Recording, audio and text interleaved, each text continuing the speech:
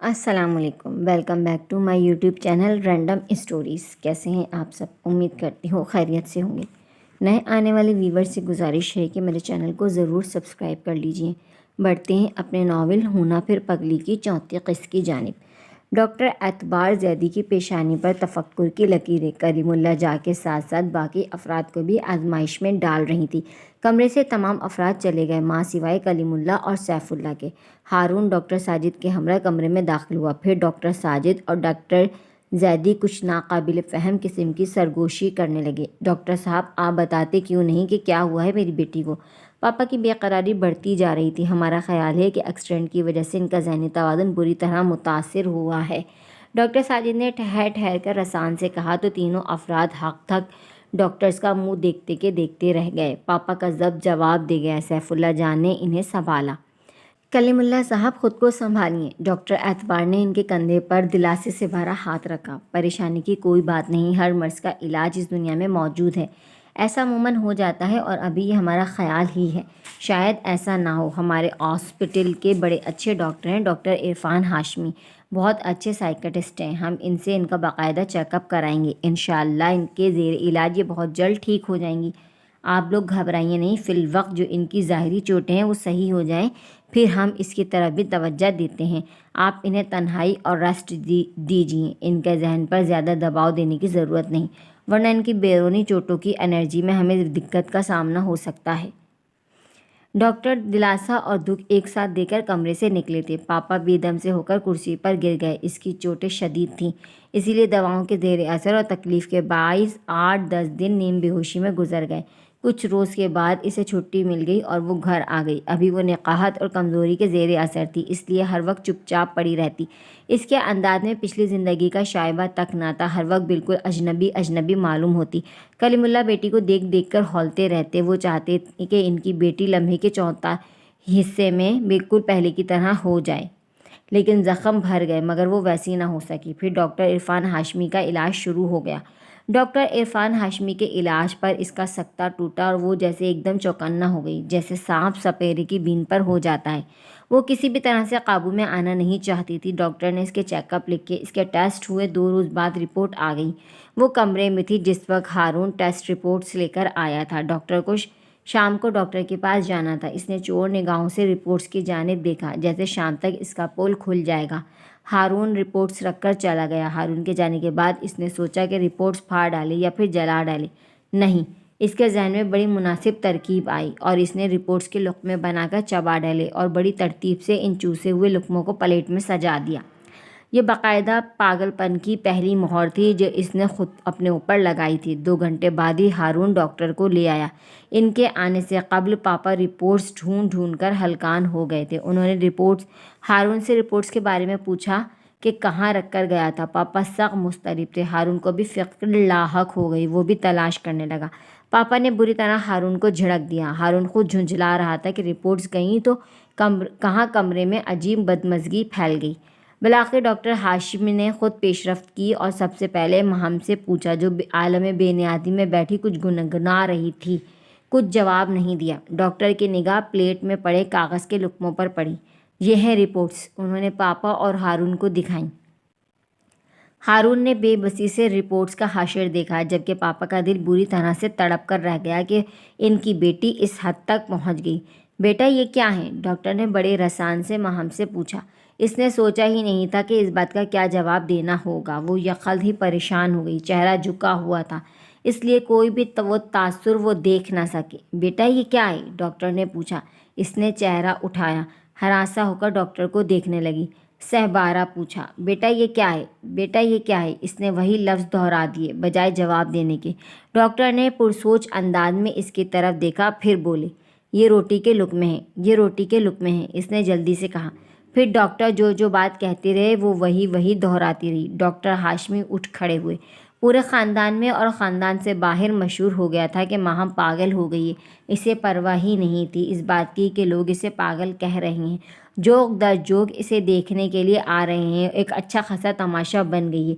کئی گھنٹے وہ اپنے کمرے میں بند رہتی، خاص طور پر جب ڈاکٹر ہاشمی آتے تو وہ کمرے سے ہی نہ نکلتی، اور جب لوگوں سے ملنے سے اسے منع کیا جاتا تو وہ بڑھ چڑھ کر لوگوں میں موجود ہوتی، اور یہ ہارون کا ہی لاہے عمل تھا کہ جو بھی مہم کو دیکھنے آتا وہ لوگ بغیر مہم سے ملوا ہی سے رخصت کر دیتے، یہ کہہ کر کہ اس نے دوائی لی ہے یا آرام کر رہی ہے، وہ تماشا نہ بنے۔ لیکن آج اچانک زکریا مہم سے ملنے آ گیا۔ وہ سب لان میں بیٹھے ہوئے تھے، وہ ابھی انہی کے ساتھ بیٹھی تھی۔ کلیم اللہ نہیں چاہتے تھے کہ زکریا مہم کو اس حالت میں دیکھے، لیکن ایسا ہونا تھا۔ زکریا نے سلام کیا، اس کے علاوہ سب نے جواب دیا۔ وہ آسمان کی طرف بلا وجہ ہی دیکھے چلی جا رہی تھی۔ ہارون نے شانہ ہلا کر اسے متوجہ کیا۔ زکریا نے ایک بار پھر سلام کیا۔ وہ بجائے جواب دینے کے زور زور سے ہنسنے لگی۔ ہارون اور پاپا بہت بری کیفیت سے دو چار تھے۔ زکریا نے سٹ پٹا کر پہلو بدلا تھا۔ مہم، یہ زکریا ہیں، ہارون نے بدقت تمام تعارف کرایا۔ کلیم اللہ سر جھکائے بیٹھے تھے۔ زکریا ایکسپریس؟ اس نے تعجب سے سوال کیا۔ مگر یہ اسٹیشن سے ہمارے گھر کیوں آ گئی؟ ہم نے کہیں نہیں جانا، اس نے معصومیت سے آنکھیں پھیلا کر پوچھا۔ زکریا اس کے ذہنی توازن کا اتنا بگاڑ دیکھ کر چکرا کر رہ گیا۔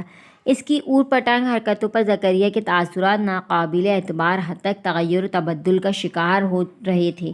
کلیم اللہ سر جھکائے مجرموں کی طرح بیٹھے تھے۔ یہ ہارون ہی کی ذہانت اور ضبط تھا کہ وہ ماحول اور لوگوں میں ہم آہنگی پیدا کرنے کی کوشش میں لگا ہوا تھا، لیکن کب تک؟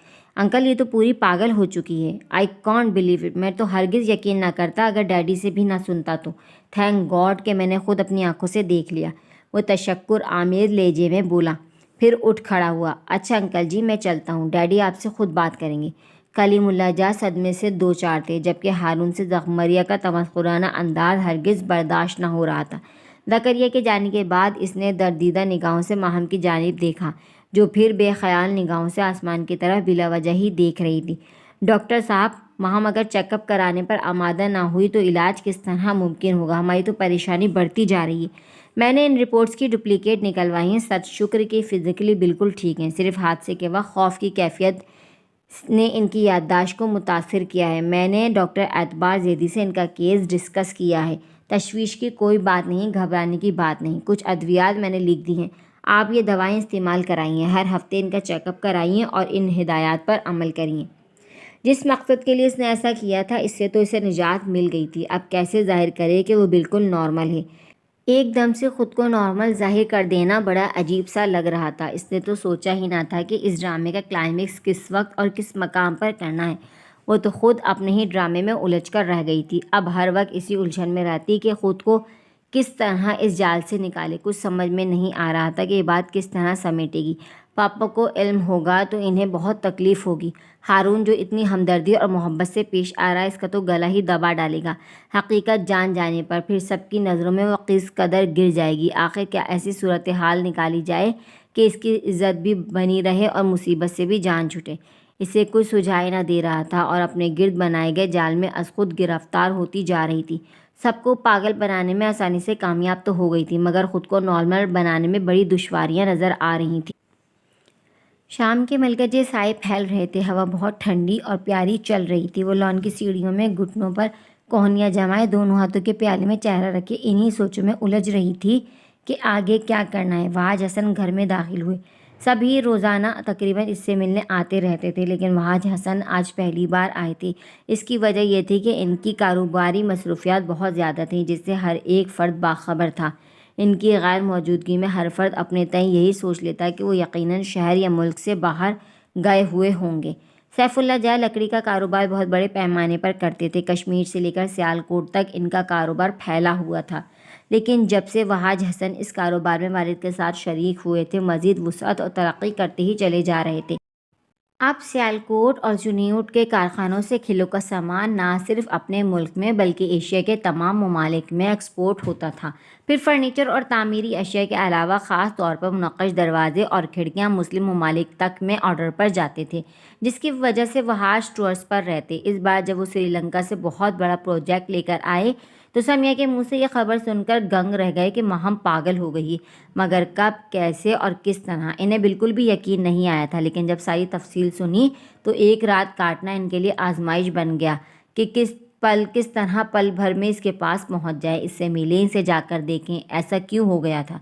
ماہم پہلی اور آخری لڑکی تھی جس سے انہوں نے محبت کی تھی اور پھر اسے اپنانے کی چاہت ہوئی تھی، لیکن اس بات کا کبھی بھی انہوں نے اظہار نہیں کیا تھا۔ ایک خاص وقت کے انتظار میں تھے کہ وہ تعلیم سے فارغ ہو تو بابا جان کے سامنے اپنی خواہش کا اظہار کر کے اسے زندگی بھر کے لیے مانگ لیں۔ پھر انکار کی کوئی صورت بھی انہیں نظر ہی نہیں آتی تھی، اس لیے ہر وقت مطمئن بھی رہتے کہ جب مانگیں گے وہ انہیں مل جائے گی۔ لیکن یہ اطمینان ایک پل میں ہی ہوا ہو گیا جب انہوں نے سنا کہ اس کا رشتہ شہر کے بہت بڑے رئیس زادے سے طے ہو گیا ہے۔ ان کے دل کا کاسہ خالی رہ گیا۔ زندگی میں بے اطمینانی نے جگہ لے لی تھی، مگر دل کی دھڑکنوں میں اب بھی وہی بستی تھی۔ حالانکہ وہ لا حاصل تھی لیکن انہیں اچھی لگتی تھی۔ جب بھی وہ ان کا مذاق اڑایا کرتی، بدھو احمق کے نام سے پکارتی، انہیں برا ہی نہیں لگتا، خاموشی سے سن لیتے۔ اعظم چچا کی شادی میں جب شور ہنگاموں میں ان کے سر میں درد ہو گیا تھا اور امی سے سر دبوا رہے تھے، تب وہ گلا پھاڑتی ہوئی کمرے میں آئی تھی، جانے کسے ڈھونڈ رہی تھی۔ انہیں دیکھ کر ہنسنے لگی۔ تائی جان نے اسے خاموش ہونے کے لیے کہا تھا کہ ان کے سر میں آوازوں اور شور سے درد ہو رہا ہے، تو وہ مزید ہنسنے لگی تھی۔ تائی جان، آپ کے ان صاحبزادے کو تو کوئی چھوئی موئی سی صاحبزادی ہونا چاہیے تھا۔ بظاہر وہ سو رہے تھے مگر سن رہے تھے۔ انہیں جب بھی برا نہیں لگا وہ اکثر ایسے ہی جملے کہہ دیتی۔ تائی جان جب تک اسے جھڑک نہ دیتی وہ خاموش نہ ہوتی۔ اور ایک بار تو اس نے منہ پر کہا تھا جب اعظم چاچا کو گھوڑی پر بٹھا رہے تھے، باہر سے کسی نے انہیں سرخ دوپٹہ لینے کے لیے اندر بھیجا تھا، جانے کون سی رسم ادا کرنی تھی۔ وہ سمیہ سے دوپٹہ لینے اس کے کمرے میں آئے تھے۔ بہت ساری لڑکیوں کو کمرے میں اکٹھا دیکھ کر گھبرا گئے۔ وہ عموماً لڑکیوں سے کتراتے تھے، نگاہیں نیچی، آواز بھی دھیمی، پھر بھاگ بھاگ کر سب کے کام کرنا۔ وہ خوب ان پر ہنستی۔ جب وہ الٹے قدموں باہر نکلے تو سمیہ نے پوچھا، بھائی کچھ چاہیے تھا آپ کو؟ ان کی نظریں سامنے کھڑی ماہم پر پڑی تو وہ مزید حواس باختہ ہو گئے۔ کم اعتمادی کم عمری کا حصہ ہوا کرتی ہے، تھوک نکل کر بامشکل کہا تھا، ہاں دوپٹہ چاہیے تھا۔ ان کی ادھوری بات ہی ماہم کے ہاتھ مشغلہ بن گئی۔ کہکہ لگا کر ماہم ہنسی تھی، بہت دیر سے ضرورت محسوس ہوئی آپ کو؟ حالانکہ آپ کو دوپٹہ بہت پہلے لے لینا چاہیے تھا۔ اس بات پر انہوں نے بے انتہا خفت محسوس کی تھی، کانوں کی لوئیں تک سرخ ہو گئی تھیں۔ لڑکیاں ماہم کی بات پر دل کھول کر ہنسی تھی۔ سمیہ نے جلدی سے انہیں مطلوبہ دوپٹہ تھما دیا تھا۔ وہ شرمندگی سے الٹے قدموں پلٹے تھے۔ پھر بھی برا نہیں لگا تھا، اس کی ہر بات ہی اچھی لگتی تھی، ہر جملہ اس کا ایک تعلق سا وابستہ کر دیتا تھا۔ پھر یہ شوخیاں ختم ہوئیں اور وہ انہیں نظر انداز کر دیتی، توجہ ہی نہ دیتی، نظر اٹھا کر ہی نہ دیکھتی۔ جب بھی ان کی سانسوں میں بستی گنگناتی تھی اور آج بھی مکمل سپردگی کا اختیار کھو دینے کے باوجود وہ پاگل لڑکی ان کے دل میں زندگی کی طرح بھی دھڑک رہی تھی۔ وہ چھوٹے چھوٹے قدم اٹھاتے اس کی طرف آئے تھے، اسے پکارا تھا۔ وہ دنیا و جہان سے بیگانہ اپنی ہی سوچوں میں گم بیٹھی تھی۔ ان کی نگاہیں اس پر سے پلٹنا بھول گئی تھیں۔ نہ اس نے ان کی نظروں کی تپش کو محسوس کیا تھا اور نہ پکارے جانے پر ان کی طرف دیکھا تھا۔ انہیں ایسا محسوس ہوا جیسے وہ انہیں اب بھی نظر انداز کر رہی ہے، لیکن پھر انہیں اچانک ہی خیال آیا کہ وہ کسی بھی احساس کے زیر اثر نہیں ہیں اور وہ کس بے اختیاری سے اسے دیکھے جا رہے تھے۔ انہیں بیک وقت احساس ہوا تو وہ خود ہی پشیمان ہو گئے۔ انہیں یہ سب زیب نہیں دیتا تھا، یہ نہ ان کی فطرت تھی اور نہ عادت، لیکن اسے سامنے دیکھ کر بے اختیاری عمل خود بخود سرزد ہو جاتا تھا۔ وہ اٹھی اور اٹھ کر اندر چلی گئی اور انہیں لگا تھا جیسے وہ اب نارمل نہیں ہے۔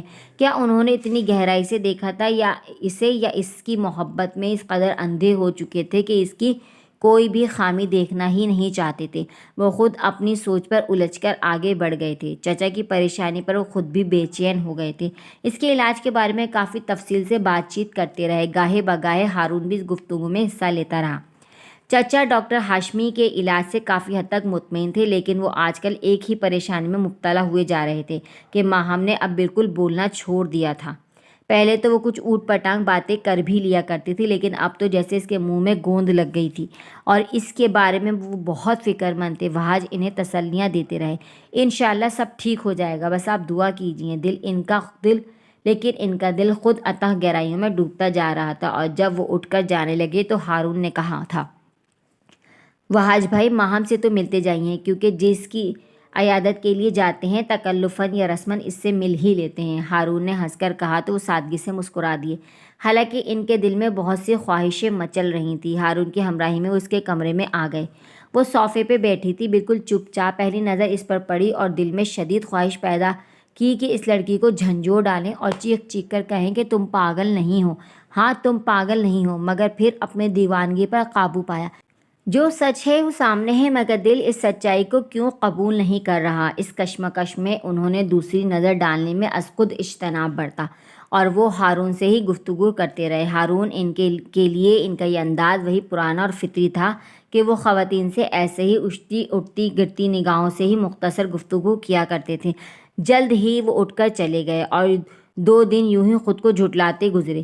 بالآخر تیسرے دن ان سے رہا نہ گیا اور وہ آفس جانے سے پہلے چچا کے یہاں آ گئے۔ ہارون باتھ روم میں تھا، چچا آفس جا چکے تھے۔ وہ ٹیرس پر کھڑی تھی، انہوں نے لان میں اسے دیکھا۔ وہ گھر کے کسی بھی فرد سے ملے بغیر بلا جھجک اوپر آ گئے۔ صبح بخیر، بڑے حشاش بشاش انداز میں سلام کیا۔ وہ بدستور خاموش ریلنگ پر ہاتھ رکھے نیچے دیکھ رہی تھی۔ انہوں نے اس کی نگاہوں کا تعقب کیا۔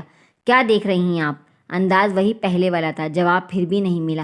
وہ ایک دم ایسی جھنجھلاہٹ کا شکار ہوئے جیسے دیواروں سے باتیں کر رہی ہوں۔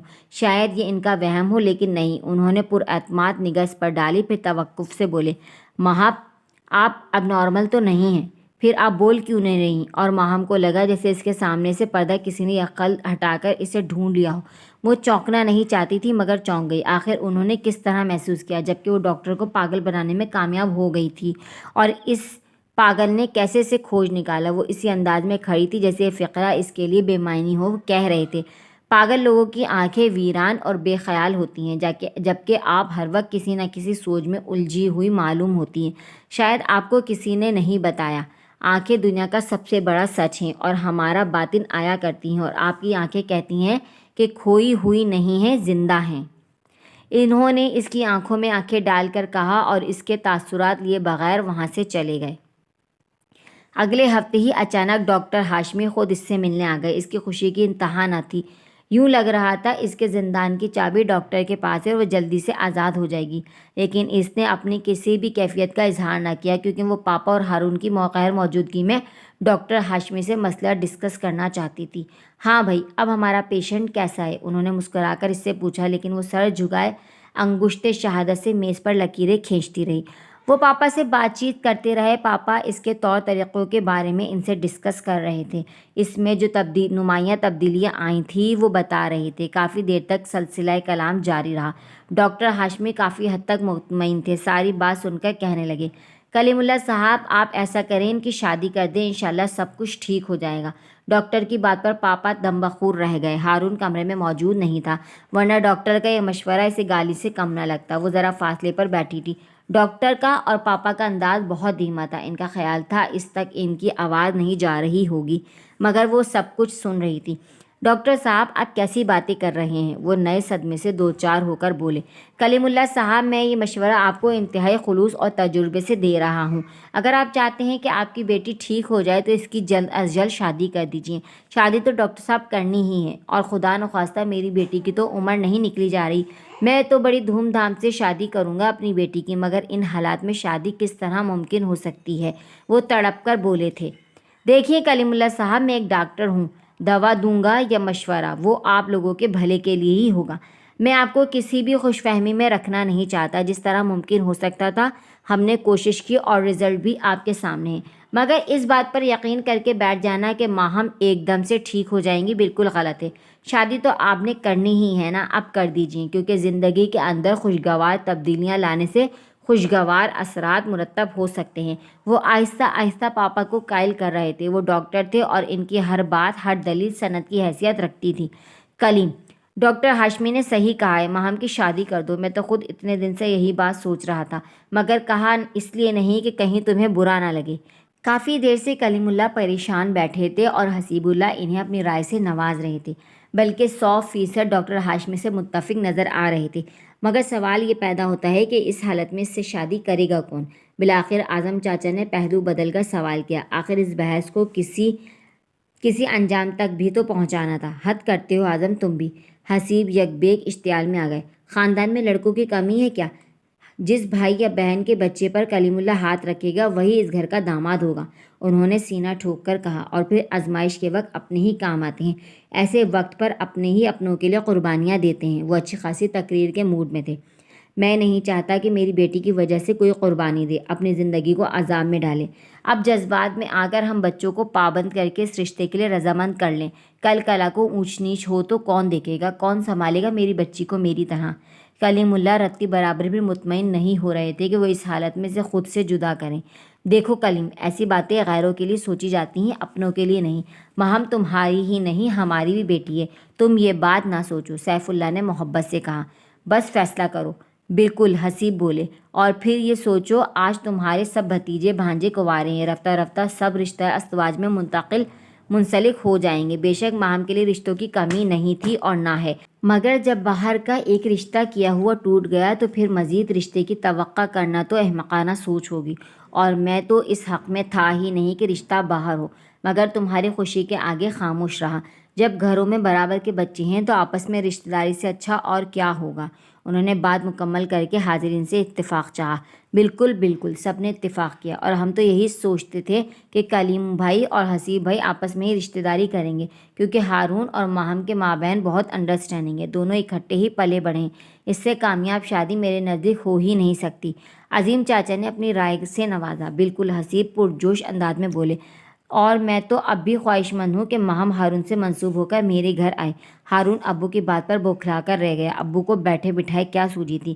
حالانکہ وہ جانتے تھے وہ خالہ کی بیٹی دیبا میں دلچسپی رکھتا ہے اور بارہا اس خواہش کا اظہار کر چکا ہے، اور یہی خیال کلیم اللہ کا بھی تھا کہ اس وقت ہارون سے زیادہ پرفیکٹ لڑکا انہیں نہیں مل سکتا کہ وہ ان کا دکھ اپنے دل میں محسوس کرتا تھا، پھر ماہم کے لیے بھی الگ بے چین رہتا تھا۔ انہوں نے بے ساختہ ہارون کی طرف دیکھا، جس کے چہرے پر ہوائیاں اڑ رہی تھیں۔ اس کے اڑے رنگ کو دیکھ کر کلیم اللہ کی آس ٹوٹ گئی۔ حسیب اللہ کہہ رہے تھے، ہارون یہ ذمہ داری احسن طریقے سے سنبھال سکتا ہے، مگر ابو میں نے تو ایسا کبھی نہیں سوچا، باخدا میں ماہم کو بہنوں کی طرح سمجھتا ہوں اور کچھ نہیں۔ وہ تڑپ کر بولا، خاموش رہو، وہ تمہاری بہن تو نہیں ہے، سمجھنے سے کیا ہوتا ہے، شادی سے پہلے سب کزنز بہن بھائی ہی ہوتے ہیں۔ انہوں نے ہارون کو جھڑکا، مگر ہارون بے بسی سے کچھ کہنا چاہتا تھا، لیکن حسیب اللہ نے اپنی گن گرج کے آگے اسے دبا دیا۔ حسیب صاحب، انہیں بولنے دیجیے، یہ کیا کہنا چاہتے ہیں؟ ڈاکٹر ہاشمی نے اس وقت بولنا ضروری سمجھا تھا۔ کچھ کہنا نہیں چاہتا، ذمہ داری سے پہلو تہی کر رہا ہے، نہن جائے۔ وہ بیٹے پر غضبناک ہوئے جا رہے تھے۔ انسان بھی کتنا خود غرض ہوتا ہے، اپنے غرض کے لیے دوسروں کے زخموں تک سے لہو نچوڑنے کے لیے تیار رہتا ہے۔ انہوں نے ہارون کو بھائی کے حوالے کیا تھا تو کسی سوچ، کسی مفاد کے تحت ہی ایسا کیا تھا، لیکن جو وہ چاہتے تھے ویسا نہ ہو سکا۔ ہارون نے بڑی ایمانداری اور خلوص سے چچا کا بزنس سنبھالے رکھا، پھر انہیں یہ آس تھی کہ بیٹی کا رشتہ کرتے وقت ہارون پر خاص توجہ دیں گے، اور یقیناً ہارون ان کا انتخاب ہوگا، لیکن یہاں بھی ان کا تیر موافق طور پر نہ چلا اور ان کا انتخاب زکریا چکزئی پر ٹھہرا۔ لیکن جب ماہم کی ذہنی حالت کی وجہ سے رشتہ ختم ہو گیا تو وہ بھائی سے ہمدردی کی آڑ میں پہلی بار اپنے خواہش کا اظہار کر رہے تھے، وہ بھی بڑے مان سے، لیکن بیٹے کے انکار نے ان کے منصوبے پھر سے خاک میں ملا ڈالے تھے۔ ڈاکٹر ہاشمی کے بیچ میں بولنے پر انہوں نے کہا تھا، ڈاکٹر صاحب، اس کے انکار پر کیا کان دھر رہے ہیں آپ؟ ہماری اولاد ہے، ہم سے باہر نہیں ہے۔ مگر حسیب صاحب، اس معاملے میں جذباتی سوچ نہیں چلے گی اور نہ ہی زبردستی کا سودا ہو سکتا ہے۔ یہ ذمہ داری کسی ایسے فرد کو سونپنا ہوگی جو بہت ٹھہرے ہوئے مزاج کا بندہ ہو، غصے پر کنٹرول رکھ سکتا ہو، جبکہ ہارون بے حد جذباتی ہے، بہت جلد اشتعال میں آ جاتا ہے۔ میں نے کئی بار محسوس کیا کہ وہ ذرا سی بات پر جھنجھلا پڑتا ہے، اور جب مستقل طور پر ذمہ داری سونپی جائے گی تو وہ اپنے مزاج سے لڑے گا یا ایب نارمل شریک حیات سے۔ ذرا سوچئے، ایسی صورتحال میں شادی کس طرح کامیاب ہوگی؟ حسیب اللہ جزبز ہو کر رہ گئے۔ ڈاکٹر ہاشمی تھوڑا سا مسکرائے، پھر کہنے لگے، حسیب صاحب، اپنے اس اینگری مین کے لیے کسی فرشتہ مزاج لڑکی کا انتخاب کیجیے گا۔ عظیم چچا کو ڈاکٹر کی منطق سمجھ میں ہی نہیں آئی تھی۔ ہاشم صاحب، یہ تو روایت ہے کہ مرد کا غصہ اور عورت کی حیا فطری ہوتی ہے۔ غصہ مرد کی مردانگی کا ہے اور حیا عورت کا روپ۔ آپ ہارون کو محض اس بنیاد پر ریجیکٹ کر رہے ہیں، پھر تو کوئی بھی لڑکا منتخب نہیں ہو سکتا، اور ہمارے یہاں تو ماؤں کے لاڈ پیار نے بیٹوں کو اور بھی ضدی اور ہٹیلا بنا رکھا ہے۔ فیصلہ آپ نے بہت مشکل کر ڈالا ہے۔ بات تو سوچنے والی تھی۔ ڈاکٹر خود تفکر کا شکار نظر آ رہے تھے۔ بے شک یہ ان لوگوں کا ذاتی معاملہ تھا، لیکن ڈاکٹر کی رائے اس لیے لی جا رہی تھی کہ یہ فیصلہ علاج کے طور پر بھی ہو رہا تھا، اور کلیم اللہ نہیں چاہتے تھے کہ وہ کوئی غلط فیصلہ کریں، اس لیے انہوں نے انہیں بلایا تھا۔ کلیم اللہ، ذرا غور کرو تو تمہیں اپنے ہی خاندان میں وہ گوہر نایاب بھی مل جائے گا جس کی تمہیں اس وقت تلاش ہی نہیں، ضرورت بھی ہے۔ سیف اللہ نے رسان سے اور خلوص سے کہا تو سب کے ذہن یکخلط وہاج حسن کی طرف گئے۔ میرا سعادت مند بیٹا وہاج حسن، انہوں نے تفاخر سے وہاج کا نام لیا۔ کلیم اللہ نے بڑے بھائی کی طرف دیکھا۔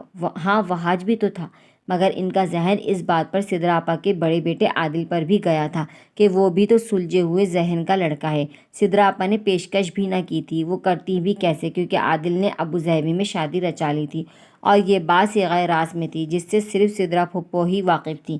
اس لیے وہ خاموش بیٹھی تھیں اور ان کی خاموشی کو کلیم اللہ پہلو تہی سمجھ رہے تھے۔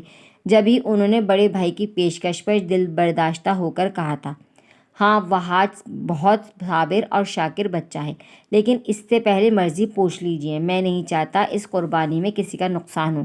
کیسی بات کر رہے ہو کلیم، میرا بیٹا بہت سعادت مند ہے، فوراً سر جھکا دے گا، لیکن میں سر سے زیادہ دل کے جھکاؤ پر یقین رکھتا ہوں۔ سر جبراً جھکائے جا سکتے ہیں مگر دل محبت سے جھکتے ہیں۔ کلیم تمہیں کیا ہو گیا ہے؟ سیف اللہ کے قریب آ کر بیٹھ گئے۔ اگر تمہاری یہی خواہش ہے تو میں وہاج سے پوچھ کر ہی جواب دوں گا، اور اس کے ساتھ ہی محفل برخاست ہو گئی۔ سیف اللہ نے وہاج حسن کے گوش گزار سارا مسئلہ منوعاً بیان کیا، پھر ان سے ان کی رضامندی پوچھی تو وہ دنگ رہ گئے۔ وہ تو سوچ بھی نہیں سکتے تھے کہ ان کی محبت کا ملاپ خود بخود زندگی کے اس موڑ پر یوں ہو جائے گا۔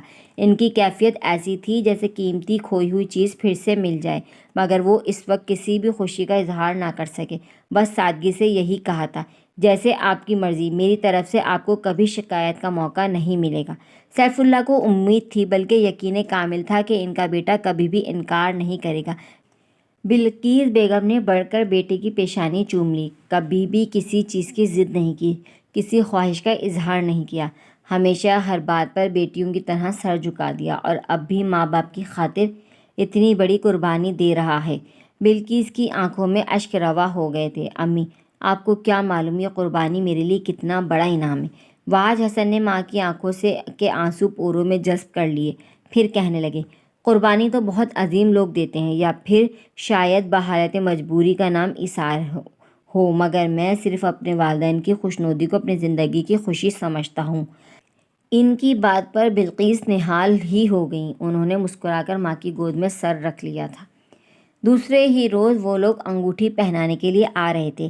سیف جاں اور بلقیس بیگم کی یہی خواہش تھی کہ منگنی سے لے کر شادی تک ہر رسم باقاعدہ اور دھوم دھام سے ادا ہوگی، اور جب اسے پتہ لگا کہ اتنی جلدی یہ بات اس طرح طے ہو گئی تو وہ گنگ رہ گئی۔ ڈاکٹر کے شادی والے مشورے پر وہ جی جان سے جل کر رہ گئی تھی، بس نہیں چلا تھا کہ ڈاکٹر کا سر پھاڑ ڈالے۔ وہ تو اندازہ ہی نہیں کر سکتی تھی کہ ڈاکٹر اس کے لیے اتنے انوکھے علاج کا مشورہ دے دیں گے۔ طرف وہاج حسن کا پرپوزل، پھر باقاعدہ منگنی کا اہتمام، اس کا دماغ بھگ سے اڑ گیا تھا۔ آخر ایسی بھی کیا آفت آن پڑی تھی جو شادی ہی زندگی کا مقصد رہ گئی تھی؟ آخر اس بات سے ہٹ کر زندگی میں کوئی بات ہی نہیں رہی تھی؟ کیا اس کا سلگ سلگ کر برا حال تھا؟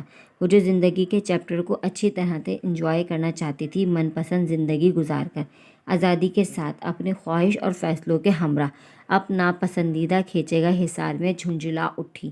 اگلے روز اسے بڑی دھوم دھام سے وہاج حسن کے ساتھ منسوب کر دیا گیا۔ محض انگوٹھی کا رشتہ تھا، ٹوٹ بھی سکتا تھا، لیکن جب تائی جان نے پاپا سے کہا کہ وہ آج ہی شادی کی تاریخ دے دیں تو وہ حواس باختہ رہ گئی۔ بلا وجہ ہی انگوٹھی کو گھور گھور کر دیکھے جا رہی تھی۔ رات انگاروں پر بسر ہوئی۔ لو بھلا، شرافت کا زمانہ ہی نہیں رہا۔ اب اگر میں وقتی طور پر منگنی پر رضامند ہو گئی ہوں تو اس کا مطلب یہ تو نہیں کہ اس ہونق سے شادی بھی کر لوں گی۔ آ جائیں ذرا ڈاکٹر ہاشمی، پوچھ لوں گی ان سے، پتہ نہیں کس نے انہیں ڈاکٹر بنایا۔ ایک لڑکی نے چلا دیا اور چل گئے، اوپر سے مشورہ دیکھو کیا عظیم الشان دے گئے ہیں، اور وہ موصوف کس خوش فہمی میں ہیں۔ ٹھیک کر دوں گی انہیں بھی۔ وہاج حسن کے پاس جانے کی اسے ضرورت اس لیے محسوس ہوئی تھی کہ سب کی نظروں میں وہ ایک اب نارمل لڑکی تھی۔ انکار کر کر کے تھک جاتی، مگر اس کی بات ہرگز نہ سنی جاتی، نہ مانی جاتی۔ جب تک ڈاکٹر ہاشمی نہیں آتے یہ مسئلہ بڑا پیچیدہ تھا۔ اس بات کا حل یہی تھا کہ وہاج حسن خود انکار کر دیں۔ وہاج حسن اچانک اسے اپنے آفس میں دیکھ کر حیران رہ گئے۔ بلا ارادہ ہی وہ اپنی نشست سے اٹھے تھے۔ حیرانگی، خوشی، عجیب طرح کی کیفیات سے دوچار ہو کر وہ اس کے چہرے پر اتنا غصہ، آنکھوں میں رعونت، لب سختی سے بیچے تھے۔ تمام تر احساسات نارمل انسانوں والے تھے۔ آخر انہیں ہی ایسا کیوں لگتا تھا کہ وہ نارمل ہے؟ تشریف رکھیے، انہوں نے بڑے رسان سے کہا۔ ہر لحاظ سے وہ ان کے لیے قابل احترام اور محبت کے رویے کی حقدار تھی۔ دوسرے یہ کہ ان کا انداز تخاطب ہر شخص سے اتنا دھیما اور میٹھا ہوا کرتا تھا۔ ماہم نے غصے سے انہیں دیکھا اور کہنے لگی، میں یہاں آپ کی ہمدردی لینے نہیں آئی ہوں، کیونکہ میرے مونس اور غمخواروں کی دنیا میں کوئی کمی نہیں ہے۔ وحاج حسن اس کا منہ دیکھتے رہ گئے۔ میں یہاں صرف اتنا بتانے آئی ہوں وحاج حسن کہ میں اب نارمل لڑکی نہیں ہوں۔ یہ لفظ، یہ جملے ان کے دل کی دھڑکنوں میں ارتعاش پیدا کر گئے، جیسے اس نے اپنے نارمل ہونے کا نہیں بلکہ محبت کا اعتراف کیا ہے۔ مجھے معلوم ہے آپ ایب نارمل نہیں ہیں، وہ خوشی چھپا کر سکون سے بولے۔ پھر بھی وحاج حسن، آپ نے اس کو نہیں بتایا اور اس فیصلے پر جانتے بوجھتے ہوئے رضامند ہو گئے، آخر کیوں؟ اس نے تلخی سے پوچھا۔ پھر اسی انداز میں بولی، کسی کو نہ بتانے کی وجہ تو سمجھ میں آتی ہے کہ حسب عادت آپ اپنے اندازے پر غیر اعتمادی کا شکار ہوں گے، جبھی اس بات کی تشہیر نہیں کر سکے، لیکن آپ کو ذی ہوش ہونے کی بدولت یہ تو سوچنا چاہیے تھا کہ آخر میں پاگل کیوں اور کس واسطے بنی ہوں۔ وہ بیک وقت تلخی کا شکار ہو گئی۔ اگر مجھے آپ جیسا ہی قبول ہوتا تو میں زکریا اچکزئی کے حق میں ہی ووٹ نہ دے دیتی، جس سے جان چھڑانے کے لیے میں نے یہ ناٹک رچایا۔ اس سے جان چھوٹی تو آپ آ گئے۔ وحاج حسن کے پورے وجود میں خون کی بجائے آگ گردش کرنے لگی۔ اسے اچانک اپنی تلخی کا احساس ہوا تو خود کو نارمل کر کے بولی، دیکھیے وحاج حسن، سادہ سی بات یہ ہے کہ اگر میں بالفرض نارمل ہوتی تو میرے لیے آپ کے بارے میں کوئی سوچتا بھی نہیں۔ پورے خاندان کے لڑکوں میں آپ کو منتخب اس لیے کیا گیا ہے کہ میرے ساتھ زندگی گزارتے وقت آپ کا رویہ حلیم رہے۔ اس نے لاپرواہی سے کندھے اچکائے۔ ڈاکٹر اور بزرگوں کے نزدیک مجھے سنبھالنے کے لیے ایسے مرد کی ضرورت ہے جو میری زیادتیوں کو صبر سے سہ سکے، قصہ مختصر ٹھنڈے مزاج کا مرد ہو۔ سو آپ نظر انتخاب بن گئے، لیکن جب میں پاگل ہی نہیں تو پھر آپ کا انتخاب تو بے معنی ہو گیا نا وحاج حسن۔ بالکل ایسے ہی جیسے اپاہج تندرست ہو جائے تو بیساکھی بیکار ہو جاتی ہے۔ تو سن لیجیے، آپ کو میرے لیے بیساکھی کے طور پر منتخب کیا جا رہا ہے اور کچھ بھی نہیں۔ اس کے یہ لفظ وحاج حسن کے دل میں تیر کی طرح پیوست ہو گئے۔ وہ بس خاموشی سے اسے دیکھتے رہے۔ ان کی چاہت کا اتنا بڑا مذاق، اتنی تسلیل! اس لیے براہ کرم آپ اپنی طرف سے یہ رشتہ ختم کر دیجیے۔ میں انکار کروں گی تو خواہ مخواہ بات بڑھے گی، ہنگامہ ہوگا۔ ماہم جاں، آپ یہ کیوں نہیں کہہ رہی کہ آپ کی بات کوئی نہیں مانے گا؟ اس لیے بہتر ہے انکار آپ کی طرف سے ہو اور سکون سے بات ختم ہو جائے، تاکہ میں اپنی زندگی کا فیصلہ خود سکون اور اطمینان سے کہیں اور کر سکوں۔ آخر اس سلسلے میں انکار کیوں کرنا چاہتی ہیں؟ انہوں نے پہلی بار بڑے نپے تلے انداز میں سوال کیا، بغیر کسی تاثر کے۔ اپنا آپ عیاں نہیں کرنا چاہتے تھے؟ اس نے مسکرا کر تنقیدی نگاہوں سے ان کی طرف دیکھا، پھر کہنے لگی، اگر یہ فیصلہ اتنا آسان ہوتا تو کب کا ہو چکا ہوتا، یہاں تک تو نوبت ہی نہ آتی۔ بہت مرد آئے میری زندگی میں حسن جاں، میرے خواہشمند، میرے طلبگار، ایک سے بڑھ کر ایک، جنہیں میں نے وقت کی طرح گزار دیا، کیونکہ کوئی بھی اس دل کو نہیں جیت سکا۔ اور پھر وہ ایک ایک بات اتنی ترتیب سے، اتنے تفخر سے بیان کرتی گئی کہ حسن جاں بے بس ہی رہے تھے۔ اتنے لوگوں میں سے کسی ایک کو بھی منتخب نہیں کیا، آپ کا شمار تو کہیں بھی نہیں آتا حسن جاں۔ اس کا انداز بڑا تضحیک آمیز تھا، جیسے ہمیشہ سے ہوا کرتا تھا۔ وہ اگر زبان سے نہیں کہہ رہی تھی تو نگاہیں بہت کچھ جتا رہی تھیں۔ کتنی حقارت سے اس نے انہیں رد کیا تھا۔ دیکھیے حسن جاں، سارا فساد، ساری جنگ اس دل کی ہے جو بات اس مقام تک آ پہنچی ہے۔ ویورز، آج کے لیے اتنا ہی۔ ملتے ہیں کل اس ناول کی 5ویں قسط کے ساتھ۔ جب تک اپنا بہت سارا خیال رکھیے گا۔ اللہ حافظ۔